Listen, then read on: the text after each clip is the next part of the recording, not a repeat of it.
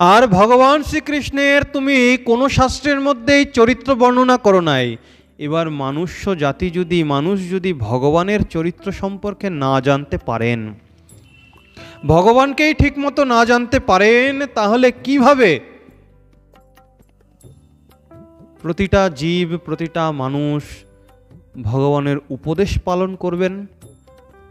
আমরা যখন গুরুকরণ করি, গুরুদেবের কাছে যাই দীক্ষা গ্রহণ করবার জন্য, আমরা যদি সেই গুরুদেব সম্পর্কে ধারণাই না থাকে, গুরুদেবকে নাই জানি, নাই চিনি, চেনা এক বিষয়, জানা আর এক বিষয়। চিনি আমরা সকলকে, আমরা দেশের প্রধানমন্ত্রীকেও চিনি, আমরা বিশিষ্ট সাধু সন্তদেরকেও চিনি, কিন্তু তাদের সম্পর্কে যদি জানতে হয় প্রকৃত পক্ষে, তবে তাদের সঙ্গ করতে হবে, তাদের সম্বন্ধে জানতে হবে। কার কাছ থেকে জানতে হবে? তাদের আশেপাশের ব্যক্তিদের কাছ থেকে, সঙ্গে যারা থাকেন সর্বদা তাদের কাছ থেকে জানতে হবে। আমরা যখন গুরুকরণ করতে যাই, গুরুদেবের কাছ থেকে দীক্ষা নিতে যাই, তখন গুরুদেবকে তো জানতে হবে আগে। চিনি বলেই তো গেছি গুরুদেবের কাছে, তো চেনা বিষয়টা আলাদা। গুরুদেবকে জানতে হবে, গুরুদেব কেমন, যার কাছ থেকে দীক্ষা নিচ্ছে সে সদাচারী কি না, বিষয়টা জানতে হবে।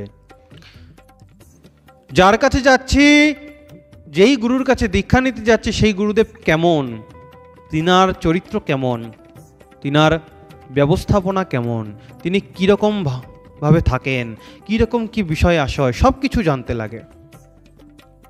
গুরুদেব সম্পর্কে সব কিছু জানতে লাগে, গুরুদেবকে জানতে লাগে, চিনতে লাগে, তবেই তো গুরুকরণ করা উচিত। না জেনে না চিনে একজন সদাচারীর বদলে দুরাচারী ব্যক্তির, দুরাচারী গুরুর যদি আশ্রয় নিয়ে নেন, তাহলে তো উদ্ধার হবে না। তাই গুরুকরণ করবার আগে, গুরুদেবের কাছ থেকে দীক্ষা নেবার আগে জানতে হয়। যখন ভালো মতো জানতে পারবো, গুরুর সঙ্গ করতে করতে গুরুদেবকে যখন জানতে পারবো, তখনই তো তিনার উপদেশগুলো আমরা গ্রহণ করতে পারবো। আমরা ঠিকমতো গুরুদেবকে জানতেই পারলাম না, তাহলে গুরুদেবের আদেশ কি করে পালন করব? আগে জানতে হয়।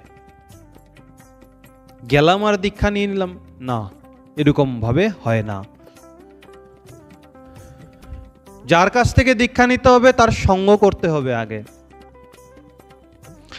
সঙ্গ করবার পরে বুঝতে হবে যে গুরুদেব কেমন, সম্পূর্ণ কিছু জানতে হবে গুরুদেবের বিষয়ে। গুরুদেব আদেও সদাচারী কিনা, এই বিষয়টা জানতে হবে। জানবার পরেই গুরু দীক্ষা নেওয়া উচিত গুরুদেবের কাছ থেকে। ঠিক তেমনি কৃষ্ণদ্বৈপায়ন, বেদব্যাস এত শাস্ত্র প্রণয়ন করেছেন, কিন্তু আমার গোবিন্দের চরিত্র সম্পর্কে তিনি কোনো রকম বিশ্লেষণ করেন নাই কোনো শাস্ত্রের মধ্যে। এইবার ভগবানকে যখন আমরা ঠিকমতো জানতেই পারবো না, ওনার চরিত্র সম্পর্কে ধারণাই থাকবে না, তখন গীতার মধ্যে এত উপদেশ থাকা সত্ত্বেও আমরা পালন করতে পারবো না। পালন করতে পারবো না। তখন দেবর্ষিপাদ বেদব্যাসের গুরুদেব তিনি বলছেন, ভগবানের চরিত কথা, অমৃতময়ী লীলা কথা এবার তোমাকে প্রণয়ন করতে হবে। এইবার তোমাকে অমৃতময়ী কথা রচনা করতে হবে। বেদব্যাস বললেন, আমি সেই অমৃতময়ী লীলা কথা সম্বন্ধে তো কিছুই জানি না। তখন দেবর্ষিপাদ বলছেন, তুমি চিন্তা করছো কেন? তোমাকে সেই অমৃতময়ী কথা প্রদান করবার জন্যই তো আমার আশা তোমার কাছে। এইবার কিসের জন্য এসেছেন তিনি? দেবর্ষিপাদ এসেছেন তো এই কারণেই, ভগবানের লীলা কথা শ্রবণ করাবার জন্য।